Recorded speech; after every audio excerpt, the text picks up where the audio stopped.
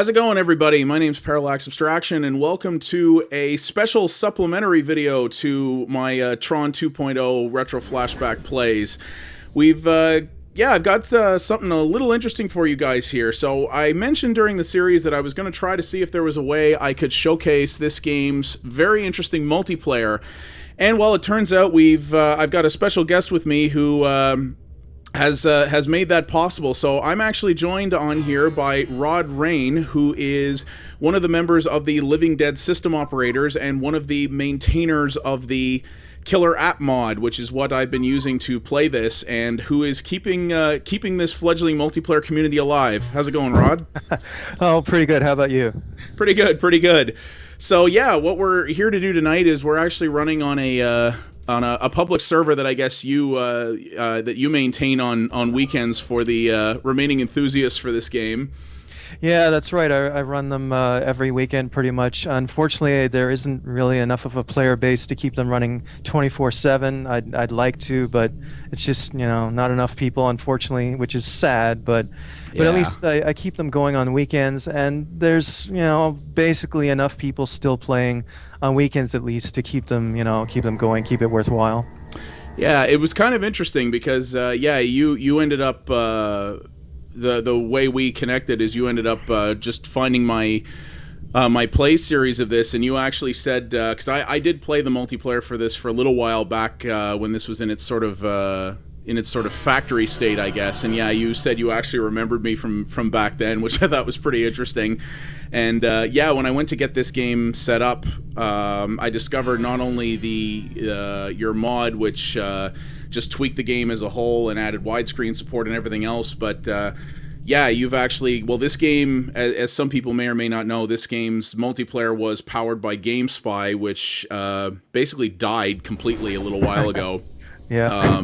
GameSpy was bought by a company that didn't really want to maintain everything else, so they just shut it down and the multiplayer broke, basically. But you've managed to reincarnate it, tying it into to Q-Tracker, and I guess one of your longer-term goals, because you guys are still working on this mod, I guess one of your longer-term goals is actually making, wow, I really blew that one, is making the multiplayer actually work straight within the game again?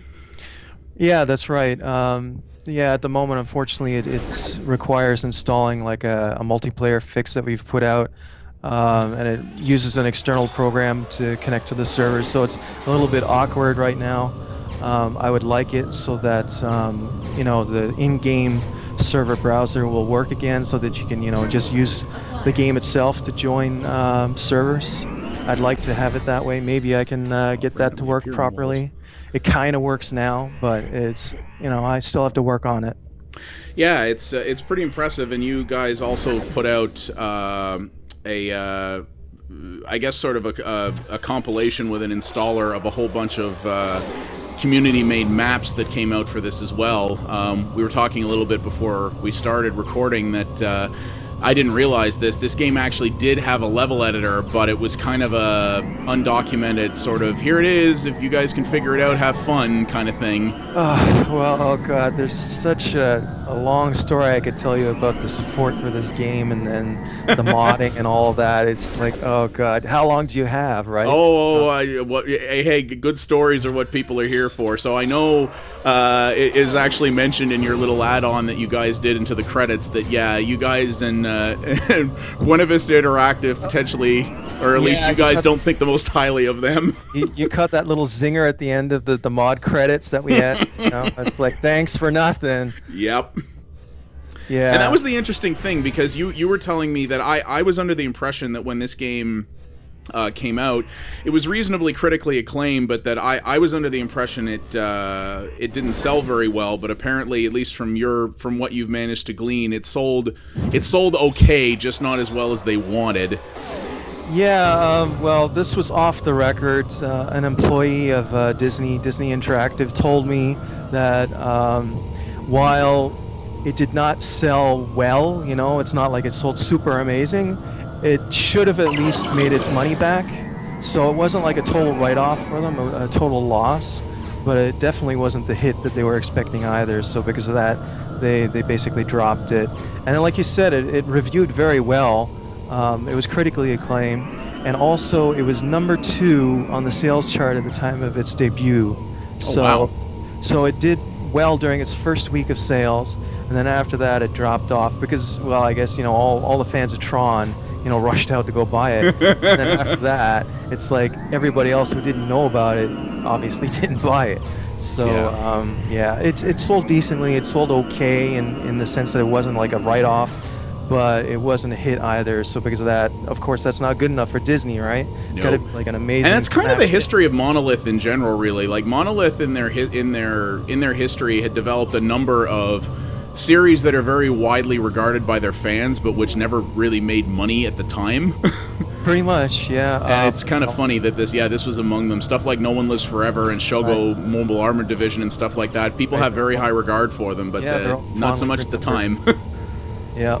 Yeah. There's still even communities for them to this day, although I'm not sure about Blood. I think they're still kind of active, but unfortunately for Nolf, No One Lives Forever, it's pretty much dead these days, which is sad. It is, yeah. And it's kind of funny, too, like, you talked about sort of how, Buena Vista Interactive doesn't exist anymore. That was one of Disney's multiple attempts at video games where they always seem to start it, release a few things, get cold feet, and bail out, because they did this, then they did Touchstone Games, which did, like, the Turok reboot and everything, and now they're in, like, the figure game business. Their names so many times over the last few years, I've lost track, okay? I know. It was Buena Vista Interactive, then it was Buena Vista Games, then it was Disney Interactive, Touchstone. Yeah. Oh my God, they've had so many different. Now they're just known as Disney Games. That's what they call themselves now. Oh, okay. And yeah, they make they make mobile stuff and friggin' Disney Infinity, and that's kind of it. And they gave Star Wars to EA and went, you want to make AAA stuff? You guys take that risk. Now at this point, they're just saying, we give up. We'll let other people who have done games, who are experienced at it for years or decades or whatever, we'll let them handle it, and we'll just license it out. We'll collect the license fees, the money, and screw developing it, because we can't. We just don't know how to do that, or we're not patient enough, at least. Right, because like every few years they renew their efforts. They try again under a new name, so to speak. Yeah. And they would flop, they would fail, and then they'd reorganize, and oh god. Or they'd release like a couple of games that didn't even necessarily do badly, but just didn't do amazingly well, and then they'd be like, oh well, this isn't. We're getting cold feet, so screw this. Yeah, there were a couple of games they did that did also okay. Like I think, what the heck was that name of that one? Damn it, now I can't. They did a couple of Pirates of the Caribbean games that I think did okay. I think those did okay, and there was shit, I forget the. Oh, should I swear? I don't care. Whatever. It's YouTube. Yeah. So, oh damn, I can't remember the name right now. Yeah, I'm trying to think of it now too. But yeah, there was another one they put out that did pass away. I know that Turok reboot kind of bombed, and that bombed. Yeah. It was a racing game for. Oh, I know what you're talking. Split Second. That no, not Split Second. Although that did okay too. I think there was another one. Yeah. I can't remember the name of right now, unfortunately. Oh well. Split Second. Yeah, Split Second was kind of cool, and that did okay too. Did passably as well, and then yeah. No, it was interesting, and it's kind of funny with this because many years later they just to sort of pour salt in the wound, because what I read about this, and you'd probably know better than I, but what I read about this was that when this came out, this was originally considered the single player of this anyway was considered to be the sort of canonical sequel to the original Tron fiction, and then oh bugger, and then and then after Tron Legacy, the new film came out, they basically, many years after this came out, they just went, actually, yeah, Tron 2.0, that doesn't count. This is the real sequel. Right, that was a little bit annoying. Well, it's kind of lame. It's true. Steven Lisberger, when this game was released, he said, oh, this is the official sequel to Tron. Mm-hmm. And then when Tron Legacy came out, it's like, nope, it's not official, forget it, it doesn't exist. Yeah. Yeah, well, that's typical, I guess, of reboots or whatever you want to call them. Yeah. Basically, they just don't want people to get confused. Why doesn't this story match up with the other story? Although, actually, if you play the game and then watch the movie, there is very little that contradicts, each other. There's only it's kind of true, yeah. There's only a couple of things that contradict, And if it wasn't for those, they would fit perfectly together. But no, they'd rather just trash, the old and in with the new. And I guess they were kind of like, well, this was a long time ago, and not a ton of people played it anyway, so people probably don't remember. Most people didn't, to be honest with you. That's probably the real thinking behind it. It's like, nobody remembers it anyway, so, let's just forget about it. Yeah. So I'm curious, what was your, I guess sort of what served as the inspiration for you guys to sort of pick up the torch where Disney dropped it and keep maintaining this? Was it just because you had been playing a bunch of the multiplayer and had just a real active interest in that, or was there another particular reason you wanted to do that? Okay, that goes back sort of to the whole story about the support of the game and all that. Let me see, where do I start? Oh boy. Okay, well, there used to be a few clans that played this game. It was fairly popular, when it first came out. Of course, it quickly died off, thanks again to Disney support or lack thereof.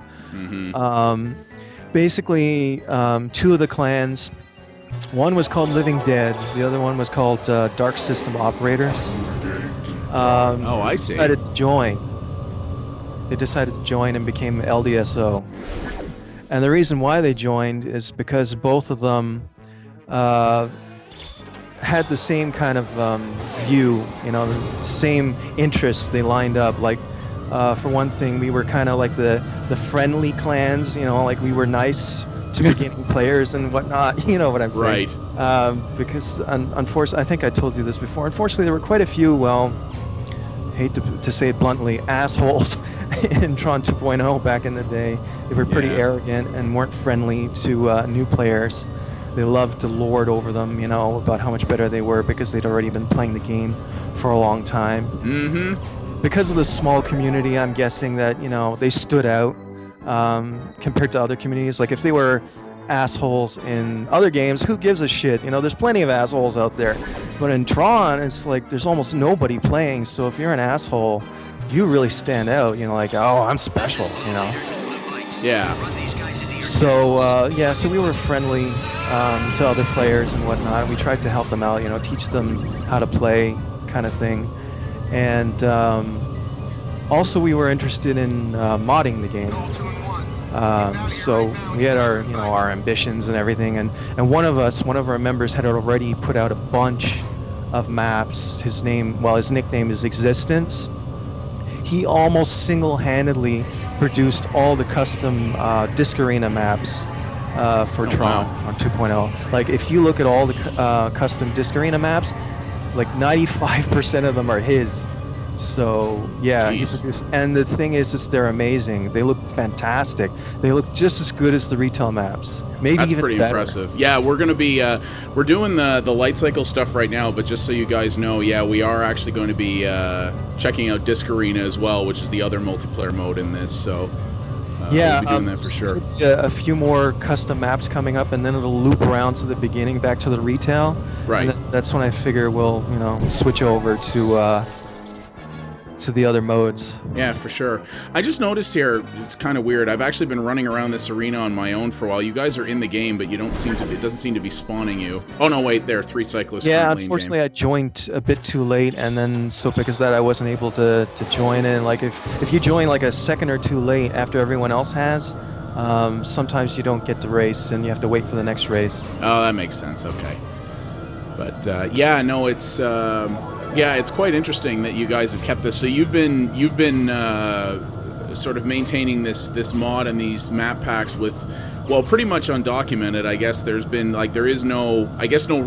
was no official mod support for this game, and I think we said it earlier that there was an editor for this game, but they just kind of dropped it and said have fun. And so it has been, I presume you've been sort of having to reverse engineer a lot of this stuff. So has this been a particular, this has been a particular challenge to figure out, or was it relatively sort of easy to start getting into this and digging at it? Definitely a challenge. Yeah.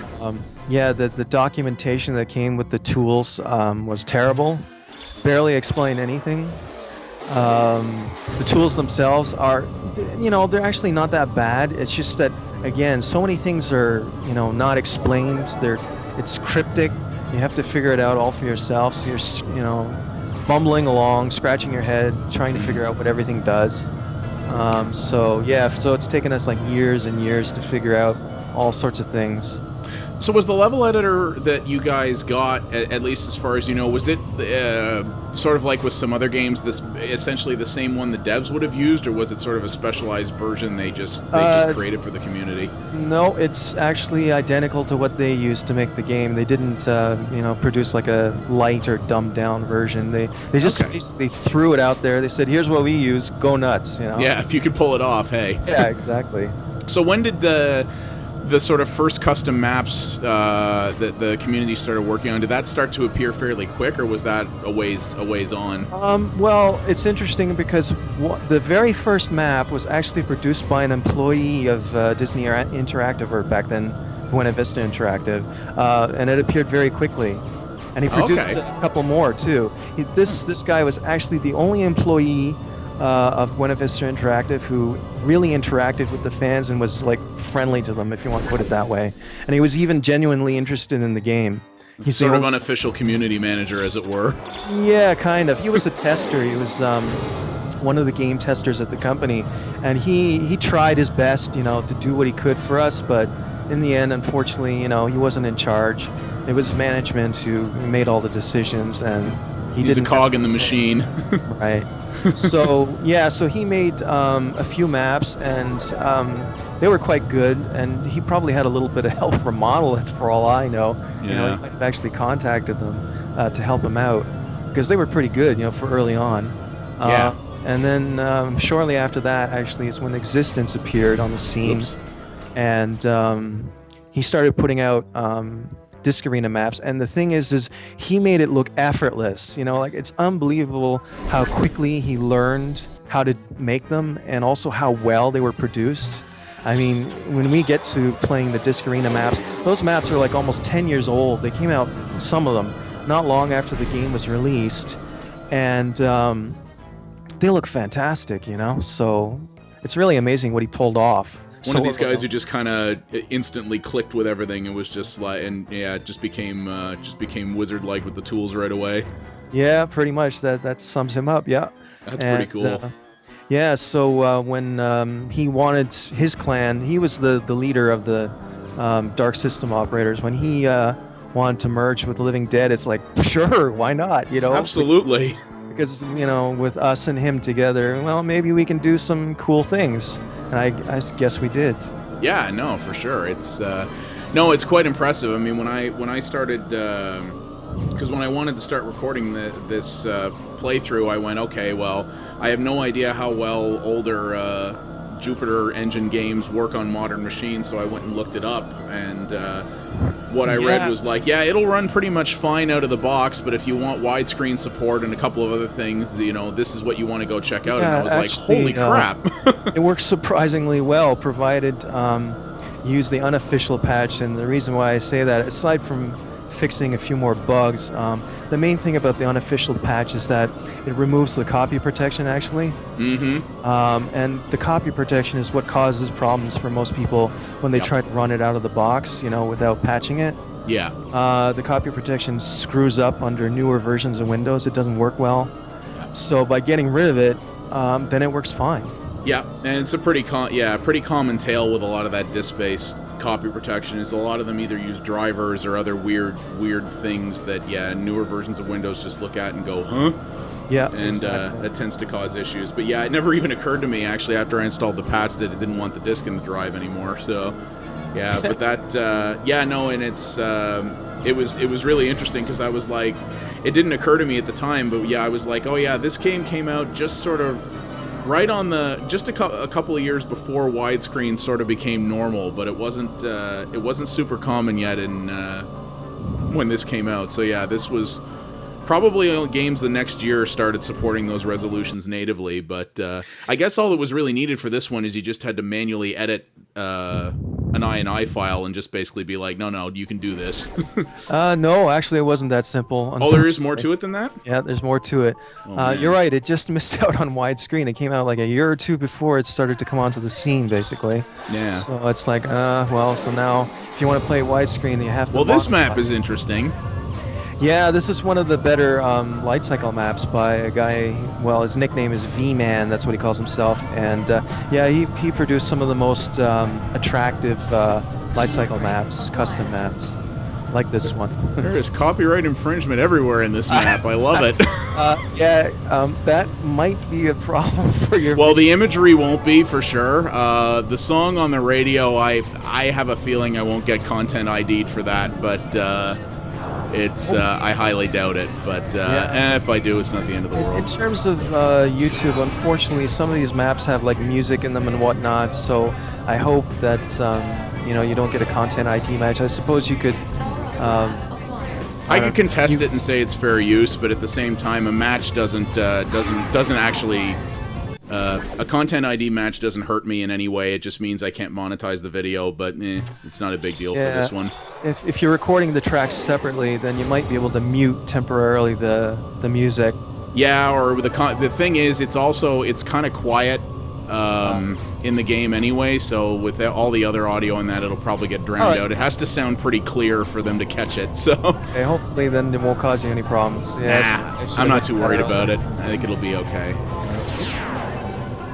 Now, I don't recall the Force Use power-up. Is that one that's built in? Yeah. Okay.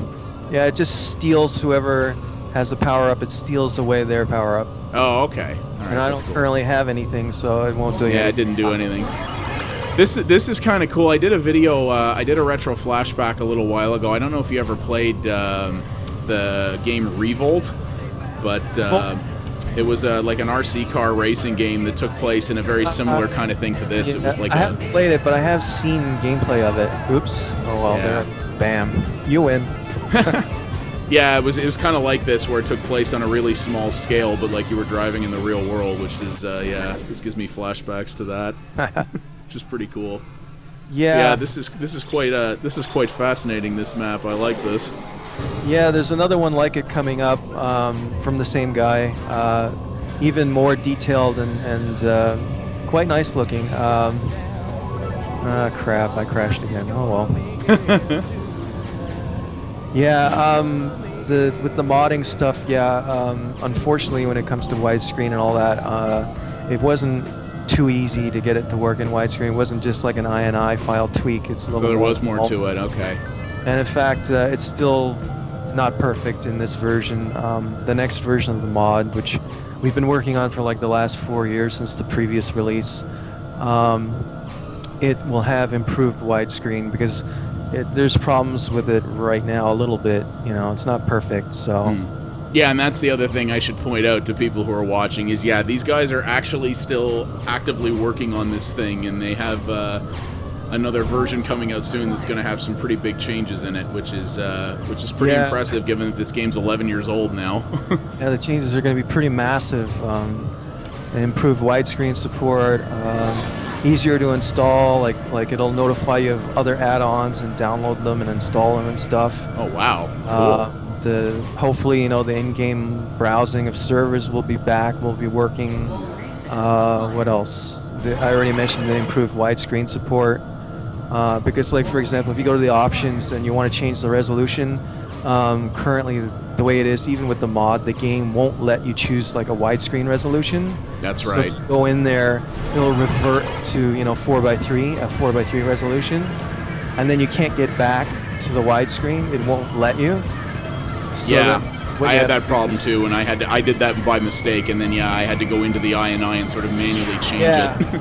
Yeah, either the INI or you can run the mod manager and just quit it again, and then it restores the resolution that you chose. Right. You install the mod.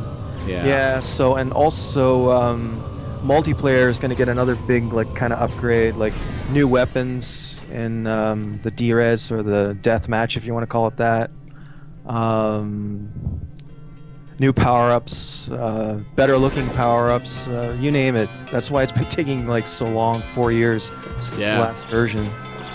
So I guess what is, as someone who's a complete ignoramus when it comes to modding, at least in the creation thereof, because I played a lot of mods in my day, but I've never dabbled in it. Is this the kind of thing that, are you guys like I presume are any number of you guys actually either programmers by trade or by hobby? Does this actually involve a lot of coding, or are you just like modifying, sort of being able to sort of modify what's already there without actually making substantive changes to the engine? I don't know about the other guys. I don't know if I can speak for them, but I can speak for myself.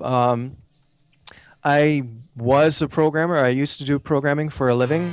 Okay. I don't anymore. I think I already told you I've pretty much gotten out of it. But I still do it as a hobby. I do it on the side, right? Right. And like when it comes to stuff like C, C++, Visual Basic, yeah, I'm okay. I'm not bad. I wouldn't call myself the greatest programmer ever, but I'm okay there. Right. But I'm actually lately, in order to improve this mod, I've had to learn assembly language. Oh wow, that's hardcore. That's been fun. Let me tell you. I can imagine. I'm a complete noob. Okay, I'm a scrub, whatever you want to call me. I'm like not very good at it. Let's put it that way. But I'm good enough, I guess you could say. I've gotten good enough so that I can basically get things working that I'm hoping to or intending to. Like for the multiplayer for the DRes, I've integrated a new weapon, a new disc that comes from the Xbox version of the game. Oh, nice. And in order to get that working, the game does not support more than 3 discs. It's like hard-coded, like it won't support more than 3. Huh. So in order to make it work, I had to actually like hack the binary code, of the game, right? In assembly language, I had to do that in order to get it to work, and oh boy, was that fun! I can only imagine. Yeah, that's that took forever to get working. It took me months because I'm like completely, inexperienced. Yeah, this is funny. I'm in spectator mode right now, and I was just flying over and looking at that computer screen that's in this thing, and it was. And it's he's actually got the level editor up on the screen as well as an icon there for I remember WinMX. It was a friggin' Napster alternative back in the day. Yeah, God, that brings back flashbacks. Kind of dates that map here, doesn't it? That's pretty amazing, though, man. I remember that thing. That's hilarious. Oh man.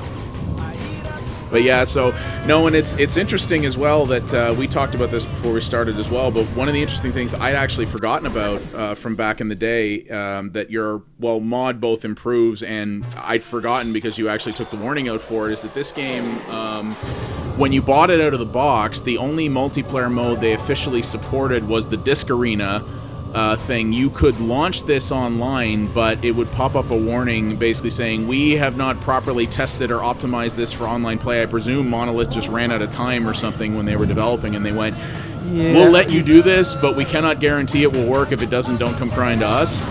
Okay. And it worked reasonably okay, if I recall, back in the day. If you had high-speed internet, it wasn't bad, but... well, I'll tell you a story about that. I don't know how true it is, but... for light cycles, it was supposed to be LAN only. They had no plans to make it work on the internet. Right. But focus testers who played the game before it was released, when they found out that it wouldn't work on the internet, they freaked. They told them, no way, you can't release this without multiplayer on the internet for light cycles. It's got to be in there. I agree. Then they went, oh shit, and then Monolith had to go back to the drawing board and work on implementing it, at least, somewhat playable on the internet. That's why they put that warning up. Yeah, and it definitely wasn't perfect, but it worked at launch. It was all right. Like I had a cable modem at the time. It was all right. Well, all things considered, even despite the warning, it actually worked pretty well. But yeah, that's why the game was supposedly delayed, because it was supposed to have been released in March of 2003, and then suddenly they delayed it to August. And supposedly that's the reason why. That would make sense. They found out that people were upset that there was no light cycles in multiplayer, so it's like, oh shit, we got to do something about it. So, and that was the thing, because Disc Arena was cool, but that was definitely the thing that felt more like a sort of traditional multiplayer mode. This is what stood out as something different and unique to this game. Yeah, I mean, it's not that people didn't want Disc Arena. That's cool too, but this is really what everybody wanted. They wanted the light cycles online. Yeah. And so that's apparently what happened. I don't know how true it is, but that's what I've heard. Yeah, I could believe it. And we used to play, a bunch of friends and I, around this time actually, the friends who didn't own this game, we used to play, I don't know, maybe you're familiar with this, I can't remember the name of it, but there was like a light cycle racing thing. It was like an open source project that somebody was working on. Oh, yeah, that's Armageddon. Or Armageddon, thank you. Yes, we used to play that a bit. The online in that was equally twitchy. It was very lag prone, if I recall. But we had we played that quite a bit too, and yeah, a lot of people that. like Armageddon better because it's open source, so they can do whatever they want with it. You know, tweak it, change it. Didn't feel the same though. Yeah, it's just that, you know, unfortunately, if you want to call it unfortunate, I guess you could say, it doesn't have the rights to use the Tron license, and this is like the official, you know, game, so to speak. So that's why a lot of people like this too, because it's the official game, right? And it's not that it doesn't deserve it; it's actually pretty good, right? Yeah, and this looked a little better too, and it's something about this. I liked Armageddon quite a bit, but this felt, something about this felt. Something about this just felt better to me to play. I'm not sure, can't quite put my finger on it, but yeah, something about this I liked. For me, it's whoops. Oh well, I'm gone. For me, it's about the power-ups in Armageddon. They're kind of I don't know. They're not as interesting. Let's put it that way. Yeah, not quite as inventive perhaps as here. You've got a shield, and you've got the missile, and so on. And it's funny, right? Because this game, though, despite the fact that this multiplayer mode wasn't actually supported at launch, you know, I've already seen several of them. There's a number of power-ups in this that you never got to see playing only the 3 racing encounters in the single-player campaign. Yeah, that's probably true. I don't think they're all in there. I think there's a few that are unique. Well, at least one probably that's unique. Force use, the power-up grab, those are not there. I know that. At least I never ran into them. Yeah. But yeah, so stuff like that. So it definitely had its own unique stuff to it. But so you guys as well, I guess, and this I wasn't even aware of until we were talking earlier today in advance of this. I guess you guys have also been working on, in addition to sort of maintaining the multiplayer and stuff, you guys are also working on some unique single-player content of your own? Yeah, that's right.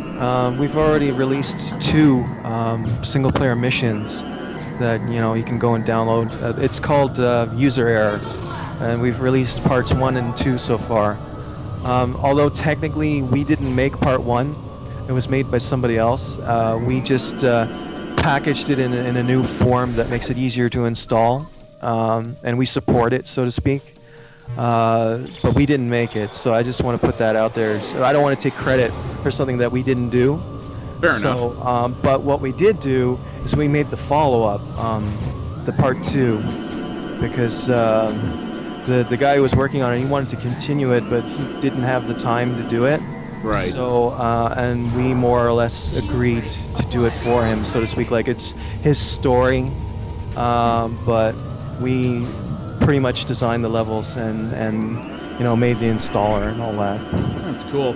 So did you guys, or I guess because I actually haven't seen that content yet, but so is that sort of is it sort of its own story involving its own characters, or was that like a continuation of the supposed to be like a continuation of what happened in the main story, or was it sort of its own both thing? It's mainly its own story. Oh, and by the way, before I forget, the guy who created it, his name is Meat Sack, so that, you know, he doesn't find this video and yell at me. So it's pretty much its own. It follows on from the story in the game, but it's with a different character, different main lead character, and it doesn't overlap too much, at least not yet. But in part 3, which we're working on, actually that is more like an actual sequel to the original game. It's going to have a lot of tie-ins, and it's also going to have tie-ins with Legacy. We're going to sort of like try to, you know, bridge the gap there a little bit, so to speak. Cool. You know, make the story of Tron 2.0 work, you know, within the confines of the new canon, you know. That's neat. I like that. That's a cool idea where you can be like, they may say this isn't official, but we can make it all. We can make it all link up. Right. Yeah. That's cool. That's cool. So Yeah, so we're working on that too, aside from the new bugger. version of Killer App, and well, Killer App. Hopefully, it's been it's been in the works for I don't know 4 years. It's dragging on and on, unfortunately, but it's been tough. And there's a lot. You seem to be changing much more core elements of the Yeah, product this time than there's before. been an incredible amount of feature creep in it. We've been, we kept adding more and more to it, which is why it keeps taking longer and longer. Yeah. And there's only, right now it's only like myself really working on it, if you want to call it full time. Not really, but I'm working on it as much as I can. Yeah. And there's one other person who's working on it a bit, so yeah, that's part of the reason why it's taking so long as well. And then trying to figure out how to get things to work when there's no documentation. Oh yeah, so, especially when you're trying to now work with you're trying to layer in essentially a new multiplayer engine to it. I can't even wrap my head around that. No, actually, when it comes to that, I'm not really doing too much. All I'm doing is patching the game to. There's something called OpenSpy. I don't know if you've heard about it or not. I haven't. Okay, OpenSpy is a bunch of guys that got together to create an emulation of GameSpy. Like they're running their own servers that emulate GameSpy. Okay. So that older games, in theory, should be able to connect to their servers and think it's GameSpy, basically. Right. And all I'm doing is just patching the game to work with their servers. Okay. So I'm not doing too much, but the problem I'm running into is that, at least so far, their implementation of GameSpy, their emulation is not perfect. So when you use the patch that I've done, it doesn't quite work right. It works, but it's kind of flaky. Yeah. So, and unfortunately, I don't think there's anything I can do on my end. It's all up to them. So I'm going to include it anyway in the next version. I'm going to leave it in there, and hopefully, maybe by then they'll have worked it out. Yeah, I imagine if they're not getting any help from GameSpy, which I'm sure they're not, they're probably trying to sort of brute force reverse engineer that, which I can only imagine what that must involve. Right, that's exactly what they're doing, yeah. So, I mean, maybe I can help them out a little bit. I don't think I'd be able to help too much because I'm not an expert in networking or anything like that, so...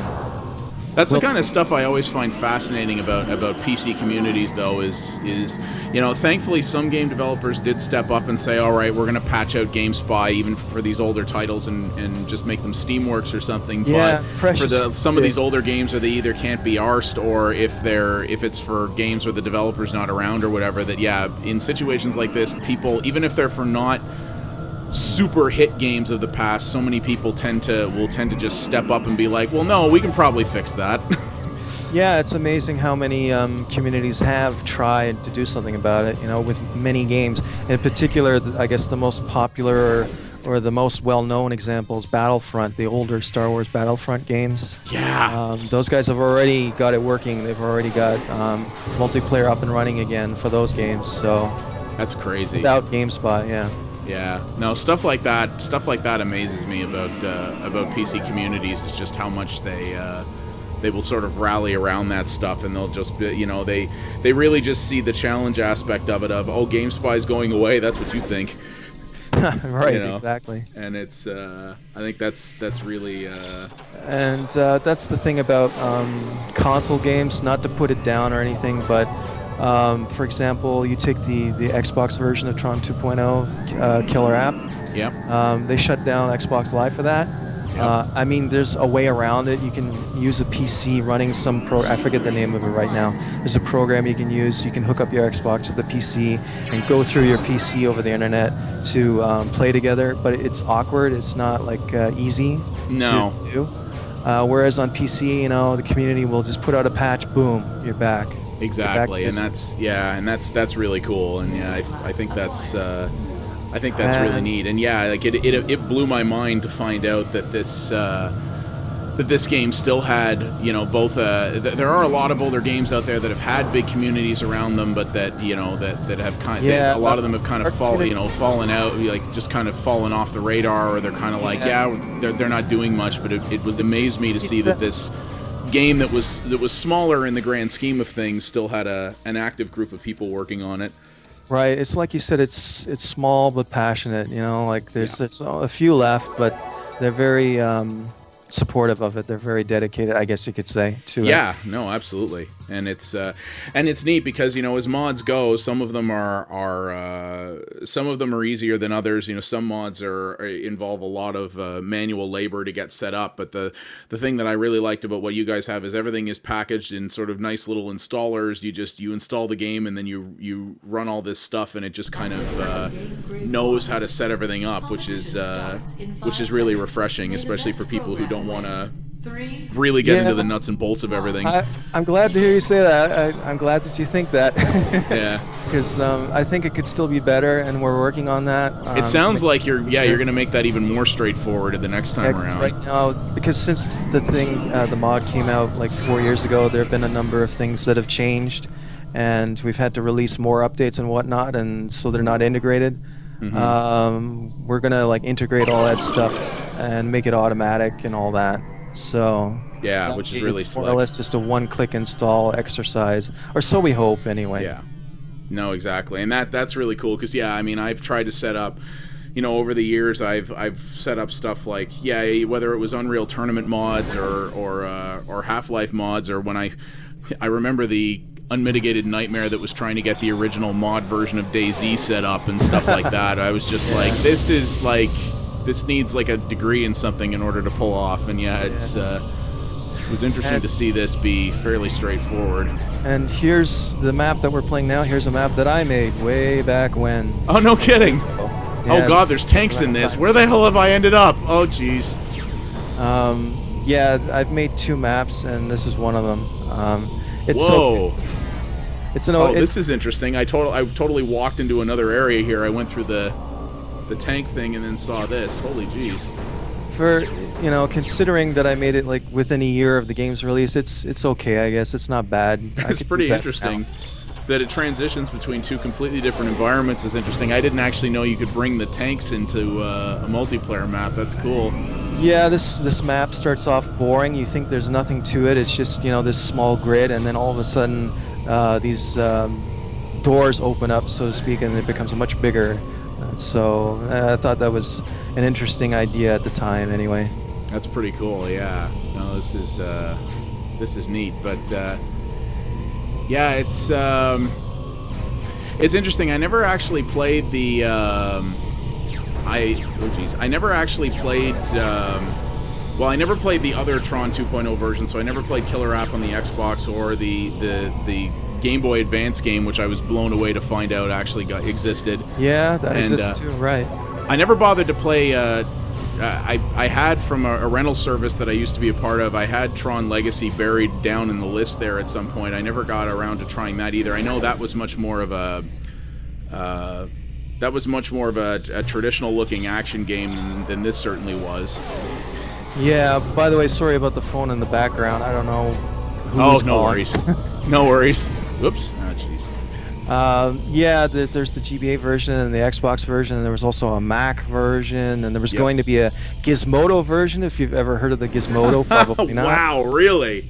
Yeah, there was going to be one for the Gizmodo, but because the company went bankrupt, imploded, went bye-bye. Yeah.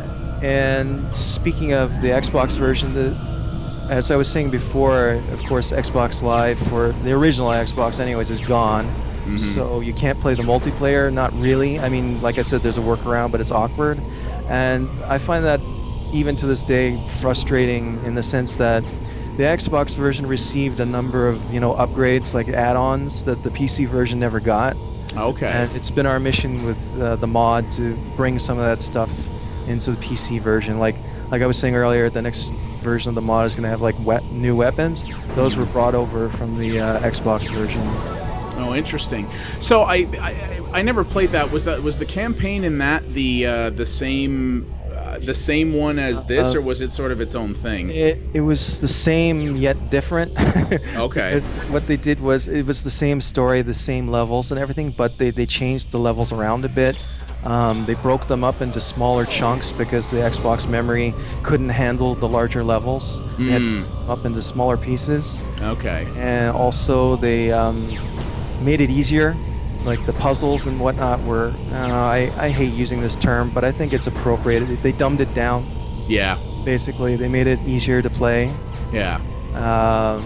And I didn't like the changes. I thought they were terrible, but that's me.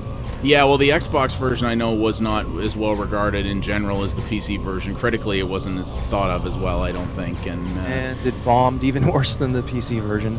Exactly. What was the Game Boy Advance version? Now that I presume must have been a fairly fundamentally different game. Yeah, that one was quite different. It was like a top-down pseudo 3D, like a isometric 3D game. Okay. And you could fly around in a recognizer and drive a tank. That was pretty cool. But yeah, it was completely different, and unfortunately, I don't think that one sold very well either. I didn't even know it existed until very recently. Yeah, a lot of people don't. A lot of people don't know any of them exist, but I guess maybe they've at least heard of the PC and Xbox versions. Oh yeah, for sure. Yeah, no, those ones are relatively well known. But yeah, when I was looking this up, I was like, oh, there was a GBA version, huh? What do you know?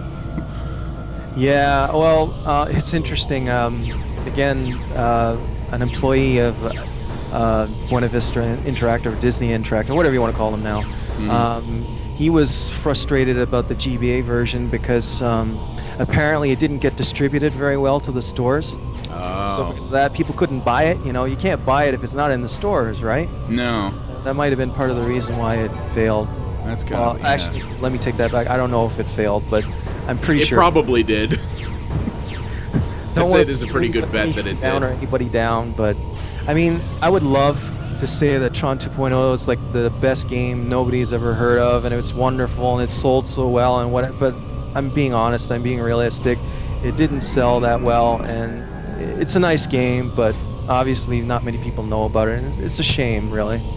It is, because that was one of the reasons I wanted to play it, is because I remember it for, you know, I said in the end of my final campaign video that the stuff like the story and that in this were not necessarily their most memorable. It was not necessarily the most memorable thing in the world, but what I really liked was that, yeah, it took place in this interesting universe, and it was a first-person shooter, but it was a Tron game too, so it had all the interesting trappings of that.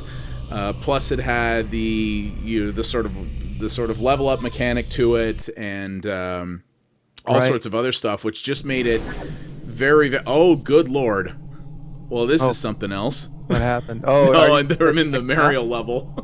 Oh, that one. Yeah. Oh, man. I forgot. I added that to the rotation, right? That's pretty amazing. I don't know why. Oh, jeez. Oh, God, and it's got Mario sound effects, because of course it does. Oh, yeah, right. It might. That is great. Holy jeez, this is incredible. Might affect your YouTube viewing again. Shit, forgot about that. Yeah. Oh, that's hilarious. Oh, man. Yeah, no, it's that's what I really liked, is that it was, and this is something you could say about a lot of Monolith products, is that it was a first-person shooter, but it was not. It broke the mold in so many different ways. That was really cool. It just did things very different, and you know, No One Lives Forever, stuff like that, very similar thing. Right. It was just they were just not the same. They were just they were in the same genre, but they always did neat things with it. But I think part of that was also the problem why maybe they have their cult followings among hardcore gamers, but they had a hard time sort of reaching the mainstream, is that their stuff looked different enough that everyone was like, I'm not sure what this is. Yeah, and I'm sure probably people are going to kill me for saying this, but that's why I didn't like Tron Evolution, the later game. Yeah. Because to me, it was so generic and boring. That's how it looked to me, honestly. Like, I always said I was going to play it at some point, and I might still someday, just for the hell of it, but when I looked at footage and stuff and reviews and stuff, I just looked at it and was like, this very much looks like something where somebody mandated, hey, we want a God of War type thing or whatever in the Tron universe. Make that. Yeah. And I was kind of like, well, sure, I suppose. The graphics are very good on the game, no question. Yeah. And the music is also good, but the gameplay, oh boy, it's just so. It's Prince of Persia meets Tron. That's all it is. Yeah. I'm sorry. People will probably disagree with me. They'll yell at me if they hear me say that, but that's all it is to me. A lot of the reviews from sort of people that I follow from the time were very much like that, as they just said, yeah, it's neat, the concept is neat, but overall it was just kind of boring.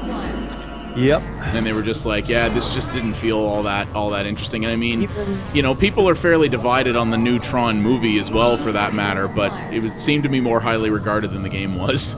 Yeah, I like the movie better than the game, although the movie was, well, not great either, in my opinion. Again, people will probably kill me for this when they hear that, but... I thought it was, I watched it and I was like, well, I don't regret watching this, but I probably won't again. It was good, but not great. Yeah. And it was just not good. And I mean, that's the problem, is a Tron, you know, the original Tron was a one-off that came out so long ago. I think it would have been very hard to follow that up anyway, especially because Tron was done with such crazy old school hacked together tech at the time. Like, I remember hearing when Giant Bomb did a video segment on the movie, they were talking about all the characters in Tron were black and white because they had to film them that way in order to make the sort of computerized suit thing work. Yeah. And that's a very hard thing to follow up 30 years later. Yeah, I guess that's the problem, isn't it? Because they waited too long. Yeah. They waited 20 years before they brought out another Tron product, you know, like a game. And people had forgotten about the movie by that point. And just, you know, hoping that people will buy the game on the name alone was not enough. You know, they didn't know about Tron. They didn't know about the game. So they needed to advertise it. And the joke is, this is another one of those anecdotes I can tell you, these rumors. The joke is that apparently Disney prepared ads for Tron 2.0 that were going to be shown in movie theaters in front of their movies. Yeah. But they didn't do it. They didn't bother. Yeah. So it's like, duh. And that probably would have done pretty well, yeah. Yeah, if they'd just done it, if they'd shown the trailers for the game in front of the movies that they were showing in theaters, it probably would have sold a lot better. Yeah. And that's the thing, right, is you can certainly point to, well, they were using an old IP that wasn't even very popular at the time, and, you know, there's only so much you can sell on that basis, but you can also go, yeah, but if you put even a little bit of your marketing muscle behind talking about why this is good, you probably will get some people interested in it who might not have been before. Yeah, I mean, they advertised to magazines heavily, which was, okay, that's a start, but the rest of what they did, it just wasn't enough. Exactly, yeah, and it was interesting, but yeah, this is one of those things that I've seen a lot in my sort of time playing games, where you see good games that come out, and for whatever reason, at some point late in development or whatever, the sort of publishing end just decides, you know what, we'll put this out, but we're not going to put much effort behind it. And you're like, but you've got this thing that's really good, and it could do well if you gave it a chance, but by not doing it, you're sort of making its failure a self-fulfilling prophecy. Exactly. You know, it's like they wanted it to fail, you know, almost. That's what it seems like. Exactly. It's like, the people who were put in charge of it, they just didn't care one way or the other, you know. It's like, if this doesn't sell, we'll just move on to the next thing. So what, you know? Yeah, exactly. It's a shame. Yeah. Well, I tell you what here. So we've shown a pretty interesting selection of light cycle maps here, but why don't we go take a look at, I guess, the one of the disc modes, and we can sort of show people the other core mode of this game, which is quite a bit different, but will probably be a little bit more familiar to people who watch my single player series. Yeah, this was the last map in the rotation, anyways, I think. So. Oh, okay. Well, let's give these guys. We'll give them a quick look at this one. This is another one of the miniaturized in a house things. Yeah. And so there were a lot of these. I'm not sure. I guess because it was easier to make. You know, it's harder to come up with those fantastical kind of in the computer settings. Maybe this guy was another fan of Revolt as well, and he was just like, yeah, this is kind of neat. Yeah. And, yeah, because that was what that game was all about, was this kind of thing, driving around real life looking places. Yeah, there were so many of them. It's pretty fascinating. But yeah, well, what we'll do is, so we'll take a look at this, but what we'll do is that is a huge set of consoles over in the corner here.